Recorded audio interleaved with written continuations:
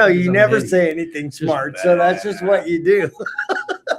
Yo, good morning, and welcome to another episode of the RoadFS Detail Bookie Podcast. It is the first episode of 2026. And dude, there is so many things going on in the background with me and Rod.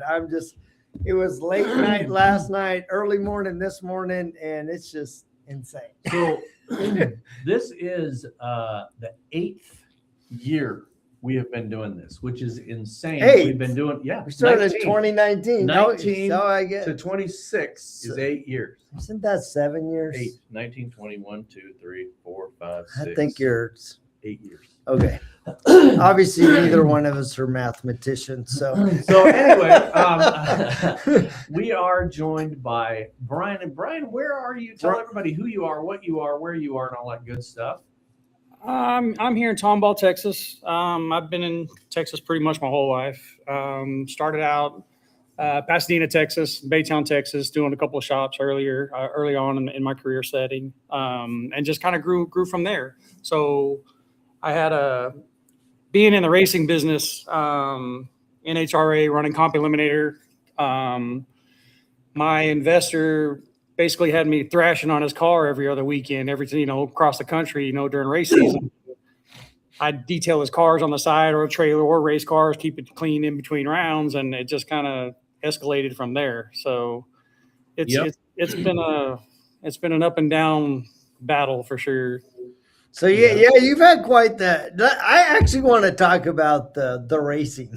Okay. I don't think we've had anybody on the show that has a background in racing. So what was that like chasing the tracks? Okay, so I'd probably say maybe early 96, 97. I graduated in 95, so in 96, 97, I moved to Baytown, or Deer Park, actually. And a lot of the guys would go hang out at the grocery store on the weekends, hot rodders or whatever it may be. And I started polishing wheels on the weekends, and it just kind of escalated. They were kind of like, hey, man, you get Brian to polish your wheels. He did a really good job on mine. And it just kind of went from one car to the next car. And before I knew it, everybody was hitting me up on Friday. And it's like, hey, you guys start racing like 4. You calling me at like 3. What's up? And it just went from there. So the racing community for me has been huge in my detailing career. These guys push me like no other. I mean, they buy, flip cars, whatever it may be, but come race time, it's like, hey, man, I need to get the toter and the trailer done. Car's coming out of the paint shop now. I need you to get it ready, and it's just been it's just been nonstop, So racing for me has always been on point, and those guys have always been a really good family to me, and they've kept me busy for sure. So so early in my life, I did a little racing. And I pitted for a couple of guys. My brother-in-law is still the head mechanic for a local race car here, NHRA stuff. It's one of the police cars. It's it's a 72 Chevelle that the police department has here, and it's got it's got lights and everything, and it's come out and raced the police car. Yes, sir. And I can tell you right now that Brian probably still has asphalt rocks in the back of his head from sleeping on the track. I believe it. Yeah. And there's probably little chunks of rubber under his fingernails from trying to get it off the side. Oh yeah, that's a given. So this is there's a lot of people that have been interested actually, and Mike Phillips posted on here as well that he's interested in hearing your backstory. So that's crazy how, one little thing like that, sort of a community thing where hot riders meet at the grocery store. That's here in town, we used to all meet downtown before they outlawed.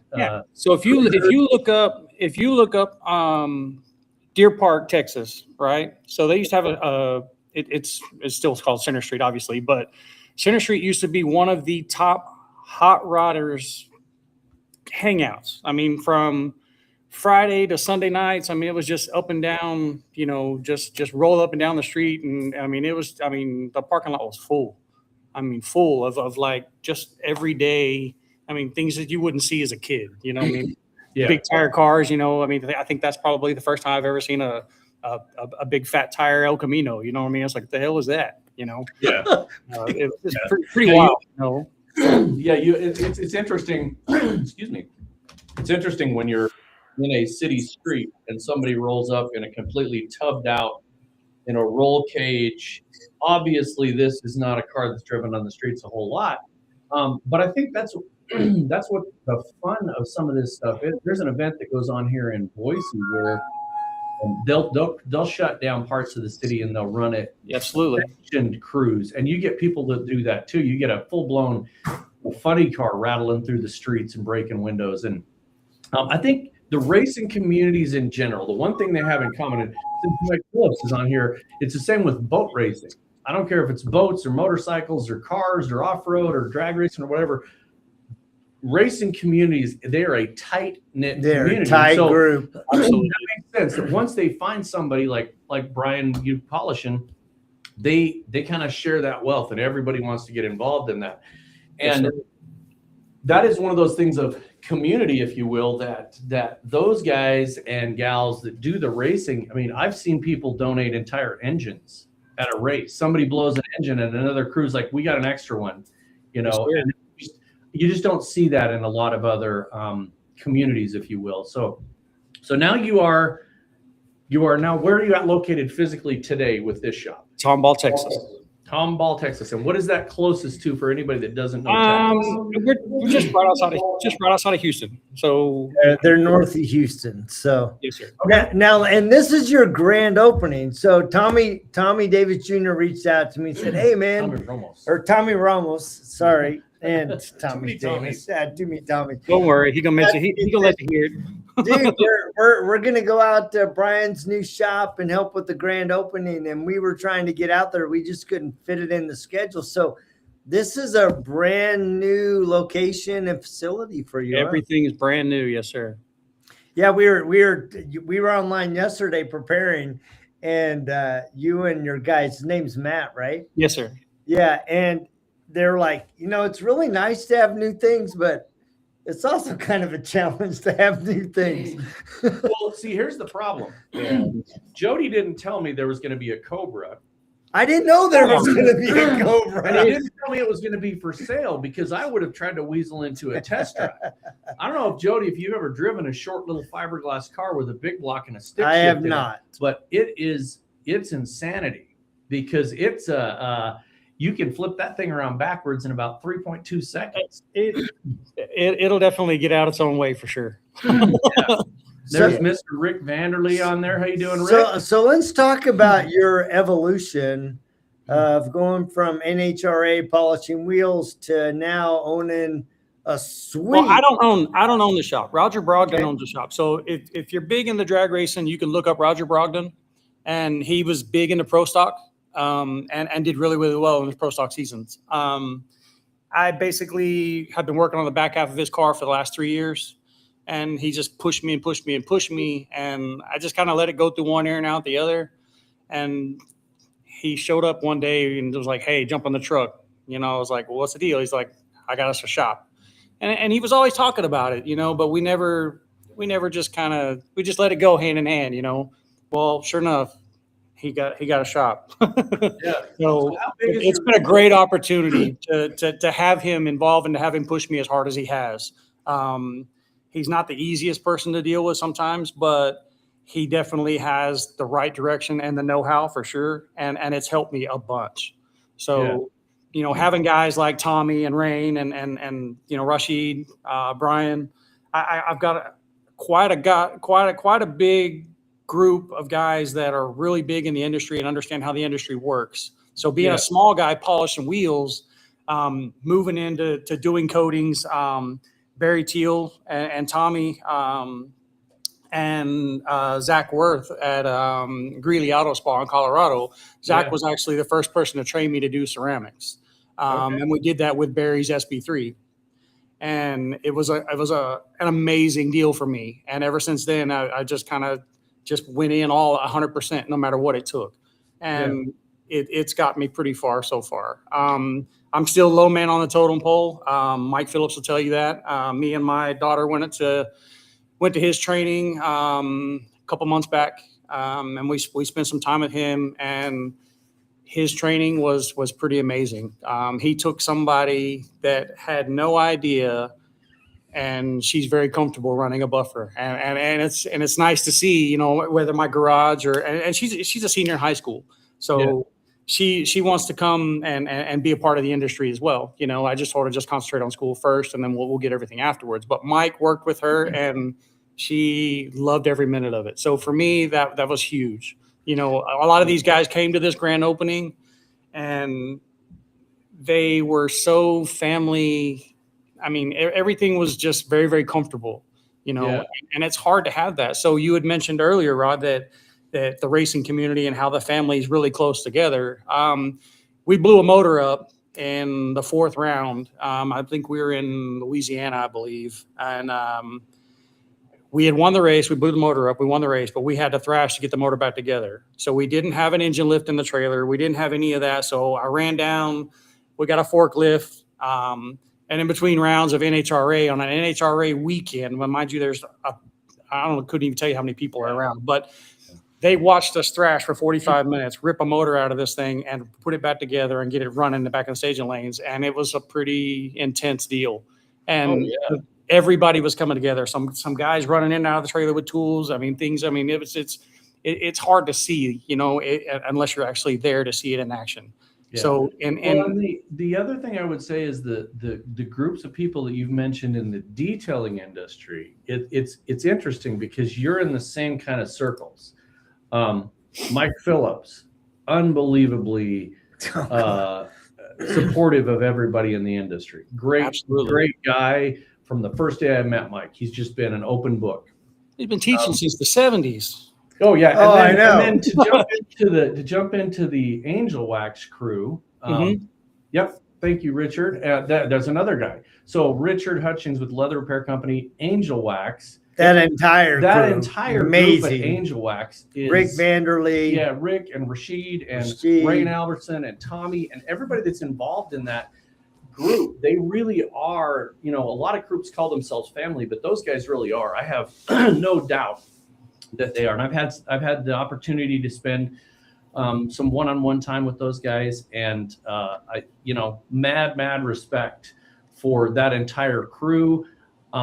They listen to people. You know, a lot of these companies in the industry are not as open to feedback as the guys I've seen at Angelwax. So they don't bullshit. I mean, I don't mean to cuss, I'm sorry, but they really don't bullshit. They straight up will tell you, you know, how it is. And if you've ever gone out with Rain on a night, then you'll understand, you know. You know, he don't fuck around. You know what I mean? And to me, it's I have to have that behind me. You know what I mean? I have to have that with me. That pushes me and that makes me who I am. You know, and it's like you know, there's certain things that kind of make me nervous. So like doing this podcast for one. I'm not used to doing this, so it's pretty normal to be nervous, I would guess. But those guys at Angelwax, they don't show up and they're not nervous. They show up and it's like they own the business. You know what I mean? They make you feel like you should be here. You know? Well, yeah, and I think that part of that is that's pretty awesome. Yes, it is, and I think that this is my personal assessment of that is they're not trying to prove anything to anybody. There's a lot of times where groups of people are trying to prove something to somebody, and we have a tendency to just migrate to people that are humble and that want you to learn. Again, people on this podcast, Mike Phillips, Richard Hutchings, the Angelwax team. Tommy Ramos, yeah. So the thing about that is that's true. And this is Richard's right. You're doing great on a podcast. It doesn't matter if you're nervous. Yes, you are. So the thing about it is most people that you look at that you feel uncomfortable at a training or an event or with a company, it's because they're trying to prove something to you. They're either trying to sell you or they're trying to one up somebody that they're nervous about, their competition. Whereas I feel like the Angelwax guys are just trying to better your ability to make a car's paint look good, a boat look good, a motorcycle, whatever. Rain is an extremely talented guy. Yes, sir. And Rain unapologetically is 100% whatever he's in. I mean, I don't care if we're going to lunch. He's into lunch 100%. So, you know, and I really respect that about people. Yeah. When I'm out in my shop I'm 100% in my shop. I don't like to, do anything else. Yeah, you do. You prove you are there for you. Absolutely, Rick. I don't like to do anything else. I don't like to have my phone out there because I don't want somebody interrupting when I'm doing that. I want to focus 100% on what I'm doing. And that doesn't even matter if I'm just sitting out there drinking a cup of coffee, staring at some dirty parts. There you go. Albert, Rain is definitely the GOAT. So and I love this. I love your humility. I actually like that you're nervous, right? But I keep thinking back to the guy, sorry, I forgot his name, the gentleman that owns the shop that you're. Yes, Roger Brogdon. Yes, sir. Roger, right? And he sees something in you. He has seen it for years. He's been talking to you. And finally, he's like, you know what? I'm going to kick him in the ass. I'm going to get the shop and we're going to do this together. And it's because he sees something in you. And sometimes you need somebody to go, you know what? I see what you don't see. And I'm going to be in your corner. I'm going to encourage you. I'm going to walk with you. And I think that's what I like about Roger is not he didn't just say, go do it. He said, we're going to do it together. And that's one of the things that I see in the Angelwax family is they're like, you know what, we're going to do this together. We're going to get shoulder to shoulder. We're going to polish this car. We're going to teach you how to use a rotary. We're going to walk you through every step to ensure that we pull out of you what's already there, but you're not quite having the courage to leap forward and take that leap. Well, the Angelwax guys kind of they took me in pretty good, I guess, but I got thrown to the wolves SEMA 2 years ago, right? So Rain and those guys, they'd had a car come in for SEMA and it was late. So fabrication took time, stuff like that. And the car showed up like literally like the day of the show, basically. They were putting the car on the floor pretty much. And we had finished drag race. So we just happened to be in Vegas at the same time, drag racing, and we had won the championship in the second round. So we closed everything up, packed the trailer up. And I told the guys like, hey, I'm going to SEMA. So you guys want to come or not? Whatever, and we walked up and no sooner than I walked up, Rain turned around and looked, you showed up just in time and had a buffer in his hand. He's like, we're going to buff on this 67 Camaro. And I was like, right. So Paul turned around, Paul's my best friend. And he's also my shop mentor too, as well. And Paul turned around and looked at me and he goes, well, I guess you're going to work. And it's like, I didn't come here to work, but okay, and we kicked ass. We got that car done and that car actually did pretty well on the show. I'd actually, when I first started in this business, Orion Mendoza and Chris Mendoza, which are also Angelwax guys too, those guys were big into my Facebook. So I would see some of those guys' outcomes, and I finally hit them up. And they're in Midland, Texas, and Odessa, Texas. So I hit Orion up, and I said, hey, I'm gonna come down for a couple of days, and we'll spend some time. And I hit up Chris, and Chris said the same thing. So they're right next to each other. So that's what we did. So I went and I spent a couple of days with them. And to see Orion show up unannounced to work on the same Camaro in SEMA was a big deal for me.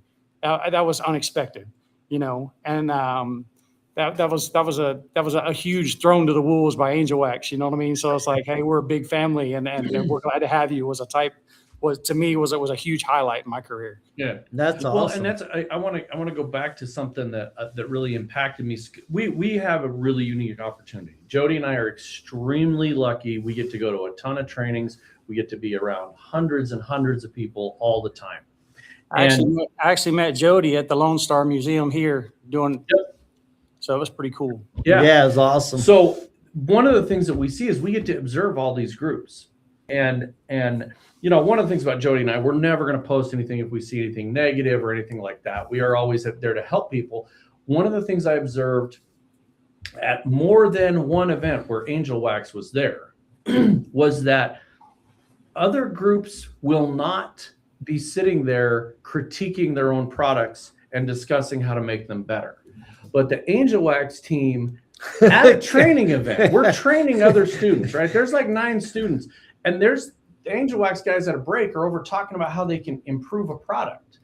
And I think there's so much ownership on the side of Tommy and Rain and Rashid and other guys that are in the Angelwax team to improve it and always push the envelope to make it better.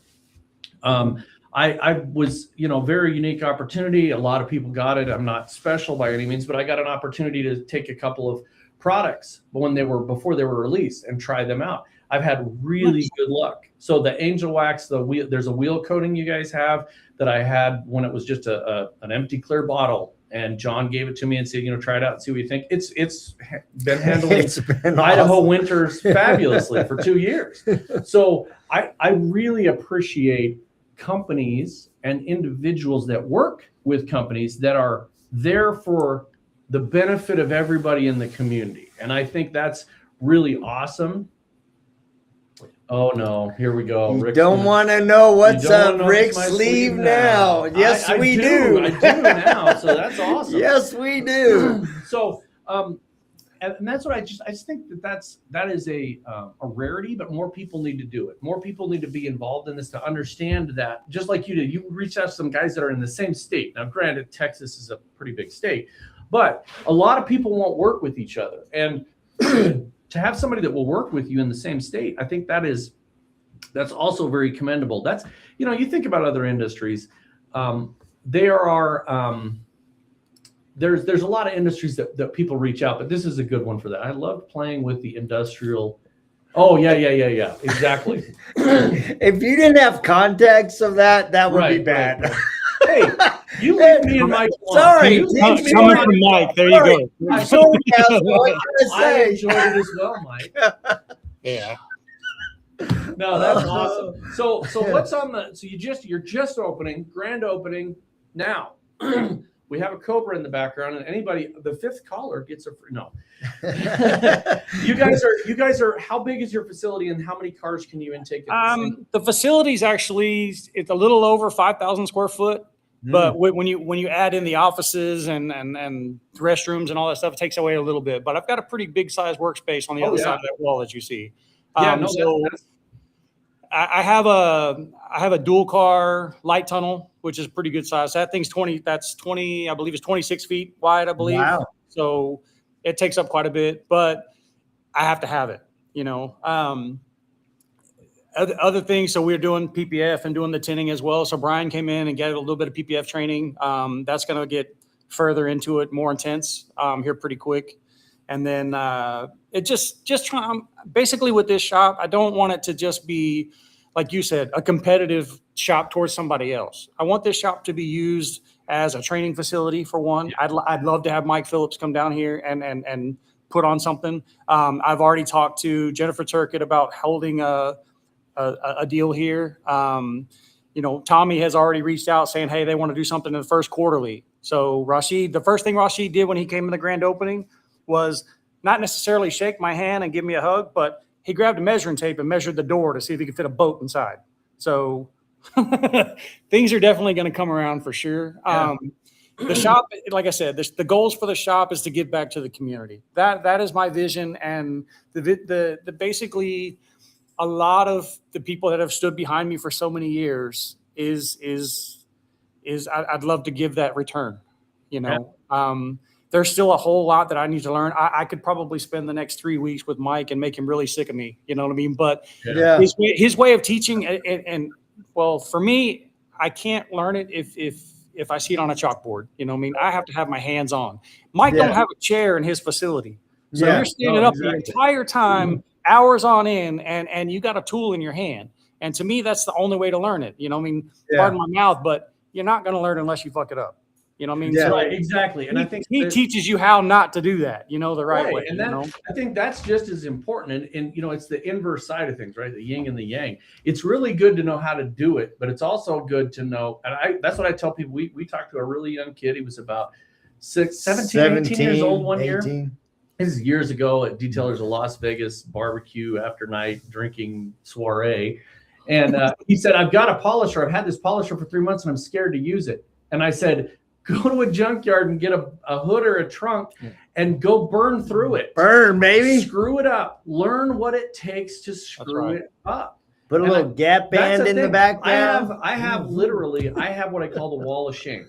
in my shop, and I have on one corner things that I've screwed up. I've got I've got part of a transmission that I blew up because you're bolting out a transmission and you have to go in a certain pattern. And I'm smart. I've been doing this a long time. I'll just do it my way. Snap, and I popped the ear off one side of a transmission. Completely broke a transmission kit. That's hanging on the wall to remind me of that. Not as a negative, but as a positive of, you know how to screw it up. Now let's do it the right way. I've got sheared off lug nuts from doing burnouts and stuff where I didn't torque the lug nuts, and I stripped a wheel off and shot it down the end of the world. So that is just as important. And I think the uniqueness about some of these trainings, like Mike Phillips, is when you have to have your hands on it. Angelwax is hands-on 100%. Again, leather repair companies hands leather on. in there. Leather repair training. We did one in Jacksonville, and I got thrown into it where the Palo couldn't come down and do the training. And so Richard's like, "You're doing the training." And I'm like, "Okay, not only am I hands-on leather, but I'm doing the training." We had a great time doing it. We did one of the most unbelievable vinyl repairs that I've ever seen. Yes. In fact, if you go back to the intro of this, there's a shot of Rod's hand with the vinyl repair. You cannot tell where that repair is. Was. So. And that's sitting in Rashid's shop. One of the things we did at Rashid's shop is everybody signed on this boat seat that he had, a cushion. And I think that's really, so people we're seeing on the side of this thing, people that are making comments are people we have met in the industry doing these trainings. I would love to be down there. I love big shops. Big shops are awesome. You can do a lot of stuff. Small shops are awesome. I don't care what size your shop is. I've always said the coolest shit in the world comes out. As long as you're out of the elements, you're good, because you can hold whatever it has. You know what I mean? It's the come together that makes everything right. Yeah, and sometimes you're standing in the parking lot. It doesn't matter. You got a tent. It's not about that. It's about your ability to do the best with what you have at the time. So I have a question for you, kind of talking about failure and failing forward rather than, just tripping up. I mean, you've been on quite the journey. You've had a little bit of encouragement and pushing along the way. What are some things that you've learned either about running a business or about yourself that you think would be helpful for other detail business owners? If somebody just coming into this was to come at me and say, "Hey, I'd like to open up a shop," and then I'm going to tell him straight up, I'm going to tell him I'd take 3 more steps backwards before you take another step forward. Reason being is because I came at it. Don't get me wrong. I was using Tommy's compounds right from the get-go, Barry's coatings, and then I escalated from there. But doing it on my own and learning flash times and learning how to, like you said, mess it up, you know what I mean? And basically pull a buffer back out and strip it back down again and try it again. The whole time you're taking away from the panel. Well, one of Mike's biggest deals he instilled in me was don't leave a signature. I like that. A signature. Don't leave a signature. Wow. Yeah, don't leave a signature. So don't do it. So it will cost you.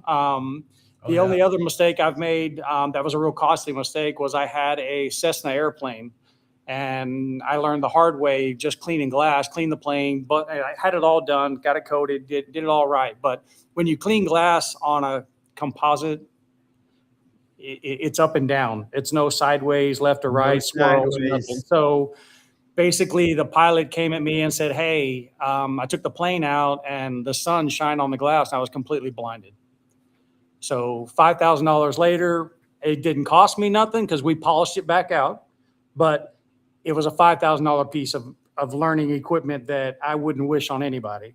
You don't just take out the glass and put it back in. There's a process in a Cessna to take the glass out and put it back in. So it's not just $5,000, but it was a learning curve for sure. So for somebody to come at me and say, "Hey, I'm going to open a shop," I'm going to say, "Look, I want you to go to these people that I've learned from, and I want you to make sure that when you leave there, that you're comfortable enough to do it on your own. And when they call you, basically they're going to tell you, well, if you messed it up, there's a shortcut that you took. What was that shortcut? Because that's not the way I taught you." Yeah. To me, having somebody breathing over your shoulder while you're doing it is the way the training should be. having somebody just to say, well, let's just see what you got, and then they take their money and they run with it. I don't think that's a trainer in my book. You can call me out on it if you want to, but that's not a trainer in my book. No. I want to be able to train somebody, and I want to say, hey, look, let's go over here and let's get after it together. You know what I mean? Let's do it. You want to do a fender? I'll let you do a fender. Let's knock it out. And I'm going to try to show them the right way and the wrong way to do things. I would much rather be a trainer than to be a shop personnel. You know what I mean? But I love what I do very much, and I'm going to take it to the utmost extreme until my arms and my legs fall off. You know what I mean? It is what it is. Mike's been doing it since the 70s, but I just turned 50. So I hope I got just as long as he does in the industry, for sure. Like I said, the biggest goals for having somebody to come at me to say they want to open a shop, I'm going to tell them we need to go. We need to go to Bombshells and have a good sit down and talk before this happens. I would hate for somebody to go all in and then be a failure. You know what I mean? That's not the way this business should work at all. And that is great. And I appreciate Kyle's comments. That is great advice, because I think too many times people go into, when you first start out in something, you have I want to call it a nervous energy, right? You're very aware of what's going on. And I'll kick back to your beginnings here with racing and, Mike Phillips boat racing and Mike's Marine Care boat racing, and anybody that's in racing, it does not matter how comfortable you are with the car, boat, motorcycle, whatever it is you're racing, you always have a certain amount of respect. I'm not going to call it fear, but you have respect for that as you're going into it, because the day that you stop having respect for it, that's the day that you fuck it up. Period. That's it. And so the same is true with detailing. The day that you stop having respect for the polisher and paint thickness, and you're like, I got this. That's the day you're gonna strip the paint off the fender of a Ferrari or a one-of-one Rolls Royce. You've got to have respect for what you're doing and always do it. I mean, I'll take Rain, for example. Rain the other day was working on a Ford truck that was supposedly new. One side of it had 1 mil.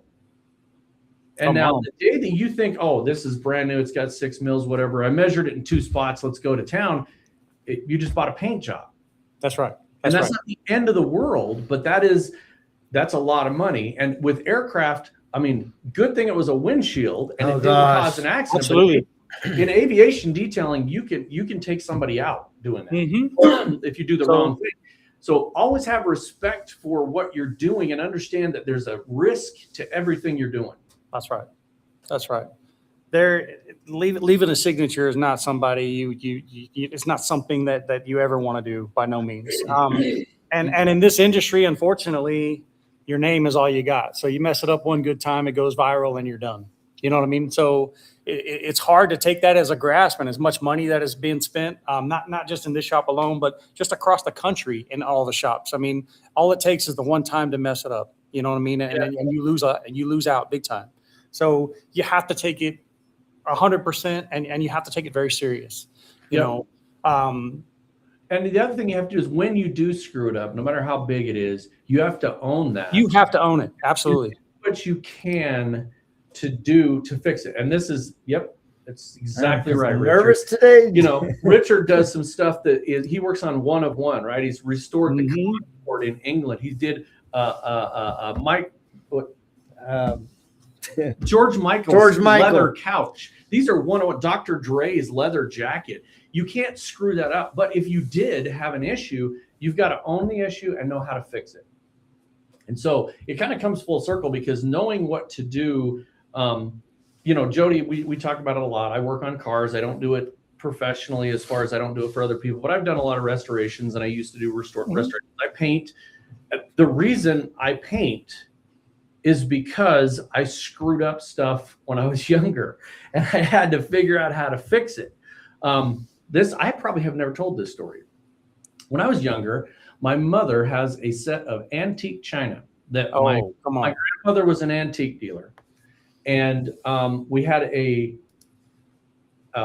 big giant wooden antique hutch that the china sat in. And when I was 14 years old, I had a hell of a lot of an attitude.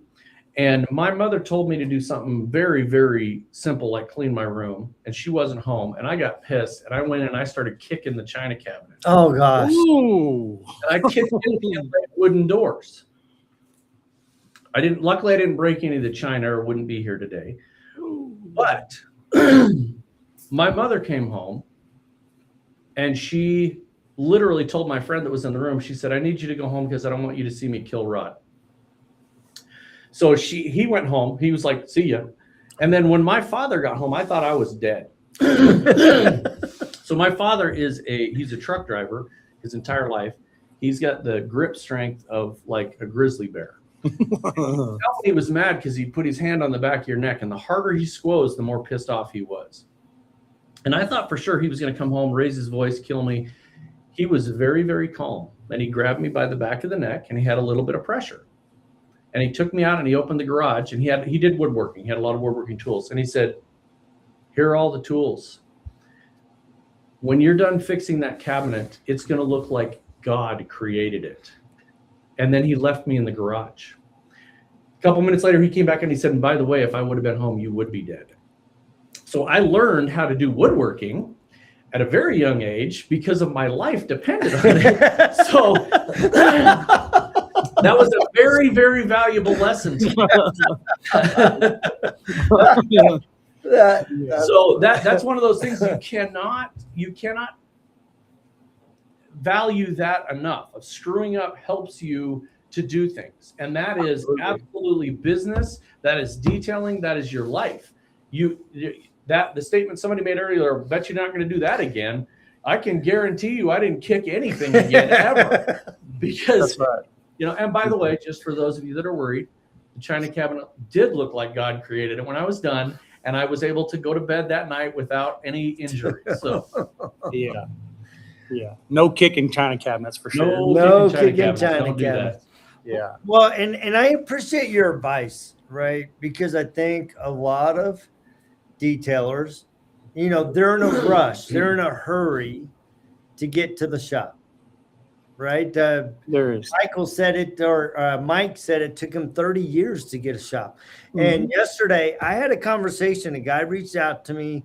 He went through a training, and he's like, yeah, I'm really excited to get into aviation detailing, and this is why I want to do it. And I said, do you mind if I take a little time and just be very candid with you? I go, aviation detailing, the money is very alluring. But the process of becoming a good aviation detailer is one thing. Yeah. Getting into the door as the trusted detailer at a FBO, let alone multiple FBOs, that's a whole journey in itself. And so if you're just getting into detailing, you might want to step back, because what I've seen, with our customers over the years, the guys that are successful in going into aviation detailing are ones that already have an existing business. They have very good clientele, and over the years they have expanded their clientele to reach this ideal client that now has all of these luxury items, right? Yeah. And I was just trying to caution him. I'm like, look, really consider what you're doing, whether it's aviation detailing or boat detailing or industrial, whatever. Doesn't matter. Because I think a lot of times it's easy to rush into a decision instead of, and dude, Rod knows this, I'm the first guy to jump off the cliff and build it as I'm flying, right? Or falling, right? And Rod's like, whoa, step back from that cliff. Let's ask some questions here, right? So I get the desire to leap and build as you go. But dude, sometimes the best decision you can make is stepping back and going, all right, what don't I know? What do I need to consider? What do I need to put in place to set me on the right foot? Absolutely. I've learned, so playing sponge is probably the best important thing in the world, right? So I've learned from Joe Schmo the best in the business, or at least the best in the country. And I haven't been out of the country yet, but I plan on it at some point. But Yeah. To be alongside of some of those guys and to see the way that they tackle something, and it's like, man, I would have totally done that a different way, and they dumbfound it for you. They basically take stupid out of it, and they basically let you run with it, and to me that's the best hands-on training you're ever going to get is to just learn, just shut up for once and just learn something, Yeah. Don't take something. I mean, I could learn. Okay, so one of the best conversations I've ever had in the detailing industry was with Stephen Thompson. So we had probably, my youngster came in and spent some hours with the detail kid, at the Lone Star Museum, we were there. And that whole time, his kid was with my kid. I was with Stephen's dad, and we had a really, really good down-to-earth conversation. And my thoughts in the detailing world were to go one direction. He completely backed me up from that and basically opened my eyes and said, look, there's more to the industry than just that, you know? So I had a huge goal. It is still a goal. And hopefully maybe one day I can actually get some strings pulled to where I can do it. But standing on Trump's plane is probably a really good mindset and a good goal to have in my mind. Now, mind you, I'm 50. Not many people can say, hey, well, I detail the president's plane. That's a big thing in my book. Is it a goal that people would look forward to or to say that they want to do? Probably not. But in the detail world, the president's plane is probably the one, or if not the most important vehicle in the United States.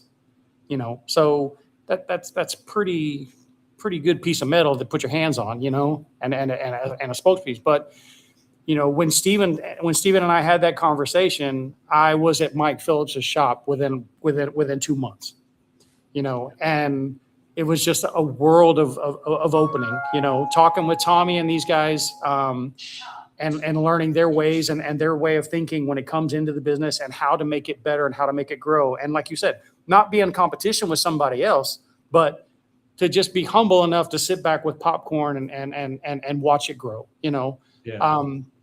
It has been a real experience for me and a real eye opener for sure. So now I go about my business every day trying to teach the person who's next to me, not necessarily just getting after it and get what's next coming through the door. I really look forward to having the next piece come through the door so I can see what I can do with it. So I challenge myself, which I don't know a lot of people do, but every panel I touch, the next panel I challenge myself to make it look better than the panel I just left. And it's done me good so far. I haven't left any more signatures, by the way, but everybody does. I know some really high-end trainers that have been doing this for years that post, burn through a panel. And I think that takes a lot of humility to do that too, because we all make mistakes. I mean, everybody makes mistakes, and that's just being part of human. Nobody's above making mistakes. In fact, absolutely one of the things that I did is years and years ago, I bought a couple of these Chinese-made, really cheapo denim pads, denim polishing pads. I've never used a denim pad. Well, let me tell you what. They were touted as the world's greatest thing in the world. I'll tell you what they are, is they're sandpaper. I took a panel that I had painted, and it had epoxy primer. It had regular 2K primer, and it had 3 coats of single stage. And I put it on a flex, not a rotary, just a regular flex polisher, gear driven. And I went 1, 2, 3, and I was down to the black primer. So they're extremely rough. I don't have it in my arsenal of what I would use on anything. It was an interesting test, but you wouldn't use it on the B-29? I would not put that thing on a plane. I would not put that on anything chrome. I might put it on some stainless if it was really rough to break it down. But yeah, I've had a couple of cars the last few weeks come in here, and it really looked like they dried it off with a shingle off the roof. So I get what you're talking about. Oh yeah, Rain and I had a Dodge Challenger like that. It was a black Dodge Challenger. Gosh, and I swear that they had washed it with a burlap sack. It was the worst car I've ever seen in my entire life. It was so bad. I don't even know if you could repaint it. It was etched into the metal. Man, so that's bad. Well, I'll tell you what, Brian. If you guys don't know Brian, you need to go follow him. You need to go look into the stuff. So I look forward to being there in Texas and hanging out at your shop because it looks like a great facility from here. You come up with something, we'll make it happen. Well, we can always come up with something. So there you go. My door is your door. If you guys don't know Brian, he's on Facebook. Vision One Details, probably the easiest way. And the vision is with the Z. So don't do like I did and originally type in VISION and it not show up, but it is Vision. And I think I just love the name Vision One Detail. It's like, as I reflect on your journey, somebody had a vision for you, but you also had your own vision and you tapped in and man, you've built something amazing. I can't wait to go to your shop. It's going to be fun. Come on. The pictures of your house. I can't wait till you can see your house. You've done some house. That's a lot of work. A lot of people don't put that into perspective, but remodeling a home is a headache that I wouldn't want to wish on nobody. Dude, that has been I started it on purpose in mid-October so that my wife would not have to do without AC. And I tell you, it has been one of the funnest projects. It's been long, but my son, we rented an excavator and that dude has got some excavation skills. My wife was out there. I'm watching him use his hand and feet and dude, that thing, it was fun. And he was moving some dirt. And so then we threw on a little bit of foundation and did the framing. Yeah, we've done everything. The only thing I haven't done is the plumbing and the electrical. I hired somebody to help me with the electrical, which I'm really glad I did.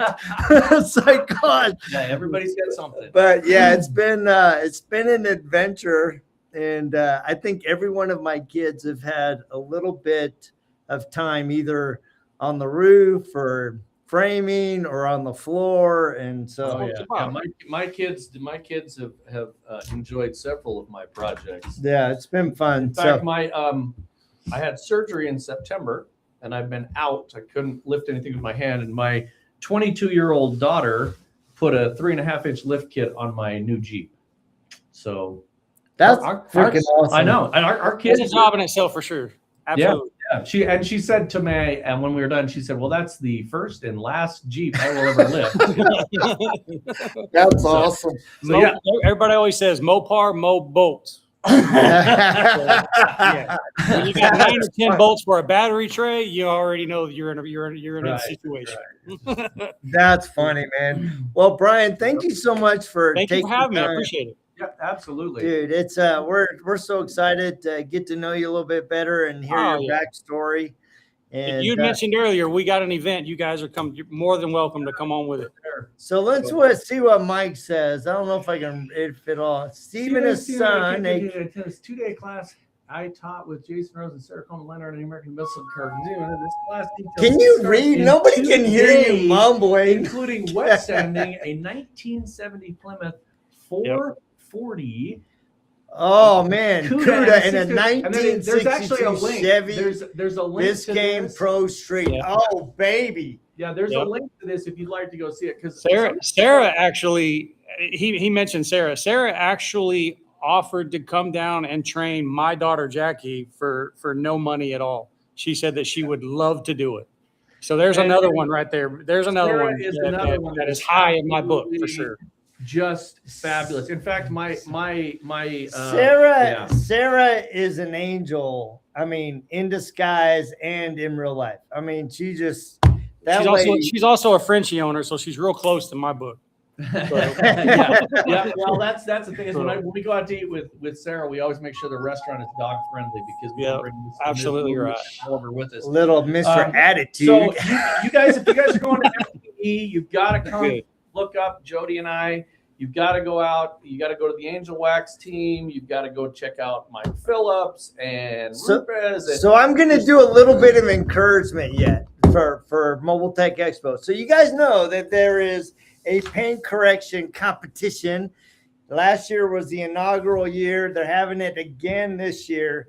And so Rod and I are encouraging our gal, our shining star, Miss Jackie Orlando, to commit to doing that because we know that she will represent not only the industry, but women super fine. And and Rod and I will be doing multiple live broadcasts there. It's going to be amazing. Sarah, you got to go for it, man. That's an awesome opportunity. Yeah, she's a great instructor. And of course, so is Jason Rose, but that kind of goes without saying. Yeah.